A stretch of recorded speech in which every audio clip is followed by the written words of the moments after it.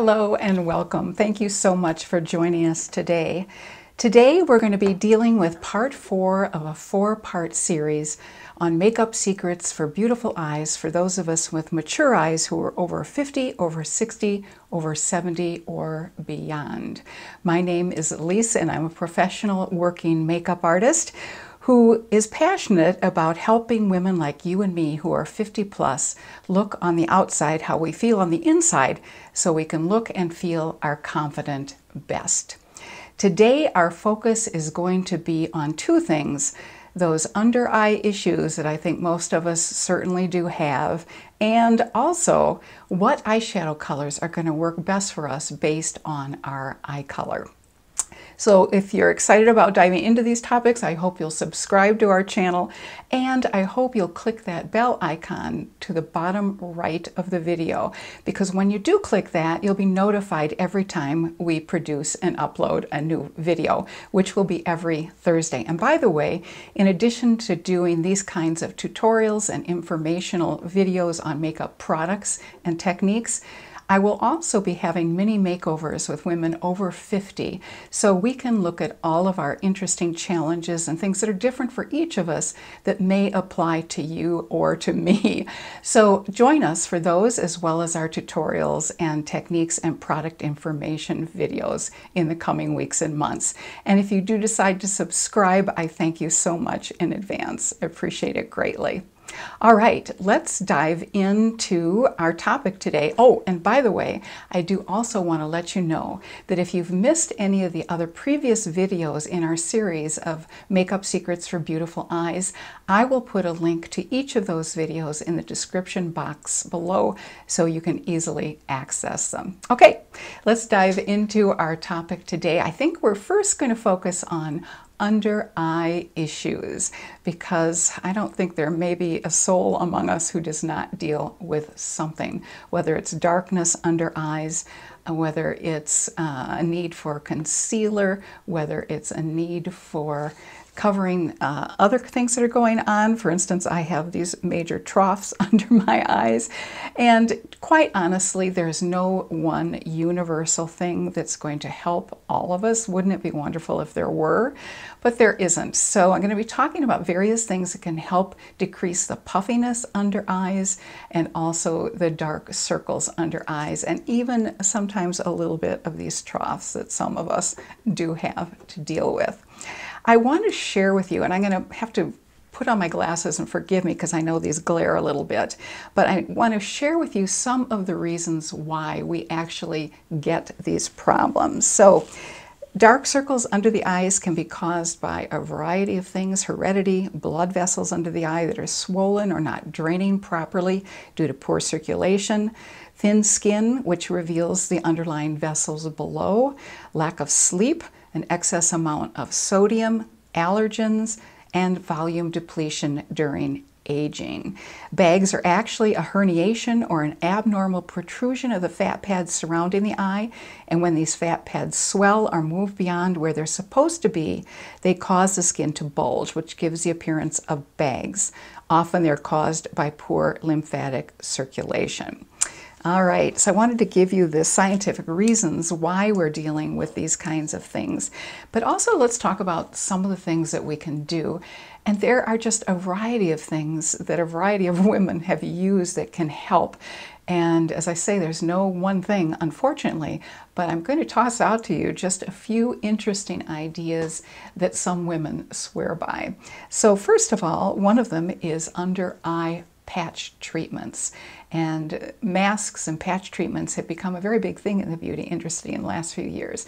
And sometimes those patch treatments can contain products that really can reduce puffiness and under eye swelling. Another option are eye creams with green tea extract or caffeine in them. If you have allergies, sometimes taking an antihistamine can be useful as well. And also sometimes sleeping with your head elevated so you can have better drainage can also make a big difference. Also, obviously, getting enough sleep, but that's something sometimes we just have not a whole lot of control over. Another interesting thing that some people do is they will chill a couple of teaspoons in the refrigerator for maybe 15 or 20 minutes and then put those over their eyes for 10 or 15 minutes. That can sometimes help. Other people have used chilled cucumbers and chilled slices of potatoes. Chill them in the refrigerator for 10 or 15 minutes and then put them over your eyes. It's just a really nice, relaxing way to try and depuff those areas. There are many more of these kinds of remedies. Some people believe in essential oils, and if you mix coconut oil and dab it under the eyes and mix it with rose geranium or fennel or lavender or chamomile or rosemary, sometimes that can help as well. I'm going to just touch on a couple of eye creams that I know have been pretty successful for some people. And again, a caveat, for what works for one of us will probably not work for another of us, but these have gotten pretty good reviews by people. One is a product by Origins, and I'll hold it up here. It's called the Ginseng Eye Cream, Refreshing Eye Cream. And it does have a variety of ingredients that are supposed to help, including cucumber and caffeine. Those things can all help with under eye puffiness. That has certainly helped some people. One I have found recently that I really enjoy is one I'll share with you. And oh, by the way, the Origins product ranges on the internet, I checked it out, ranges from $22 to $32. The other product, which I've tried recently, and this frankly is pretty pricey, it's the Tatcha Silk Peony Eye Cream. But I have found, frankly, more than anything else I've tried, and I've tried a lot of eye creams, that this has helped more with these under eye, I call them troughs, that I have. Obviously, nothing's going to totally help unless I were to choose to get fillers to put in that area. But right now, I am pretty content with using this product. But in addition to an eye cream product, there are other things you can use in the way of makeup. And I want to share those with you because I think most of us think of using a lighter colored concealer, at least lighter colored than our foundation, in our under eye area. And that's sort of been the prevailing wisdom for many years. But as we mature, what sometimes happens is that we get things like blue veins or purple, sort of a purple-red color under there. And so what works really well is to do some color correcting before using a concealer. And I want to share with you a couple of options. If you have blue veins, purplish color, reddish color, what works well is to color correct by using a peach or a salmon or a light orange kind of color. And again, the choice depends on what your skin tone is, how dark it is, on how deep you're going to go with those colors. But I'm going to share with you, this is one product, for instance, made by Clinique. It's their concealer, Beyond Perfecting Concealer, and it comes in this fairly bright orange color. Now for me, this is just too dark, so I would have to mix it with a lighter colored concealer for it to work. And then this other one, now this is a well-used product, and I'm going to tilt this down so you don't get a glare from the mirror. As you can see, there are two different concealers in here. One is more of a salmon color, and one is more of just your standard sort of lighter colored concealer. And this blends in with my skin tone. So I use the salmon color, and I want to show you how I use it. I'm just going to take a little bit on my finger, and excuse me for looking down at a magnifying mirror. I'm just going to dot it lightly in my under eye, whoops, got it on my nose, under eye area. Now, you'll notice that I'm not going all the way up under my eye area because I do have quite a few lines under there, and putting concealer in those areas is just going to magnify those lines. So what I'm doing is I'm gently pressing in that concealer. I'm not rubbing, pressing it in, and the warmth of my fingers really lets it dissolve into the skin. And now after that sets, what I'm going to do is I'm going to take a little bit of the lighter color that's in this concealer, and I'm just going to again dot that lighter color over the salmon colored concealer that I used to color correct under my eyes first. Now, as I said, nothing is going to totally cover these troughs or fill them in unless I were to go the route of plastic surgery. But this does at least help to lessen the appearance of these troughs. So that is one solution that can work pretty well for many of us if we have dark circles or discoloration under the eyes, is to use that makeup trick.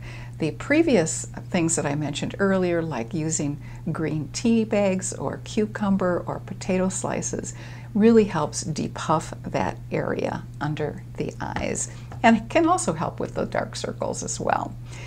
All right, so let's move on to the second topic, and that is talking about what eyeshadow color works best based upon what your eye color is. This is a fun one because it really reverts back to color theory and color wheels. I'm sure you're all familiar with a color wheel. It's somewhere in an art class at some point in your life. I'm sure you were exposed to it. But what I'm going to share with you is a color wheel that's specifically designed for makeup.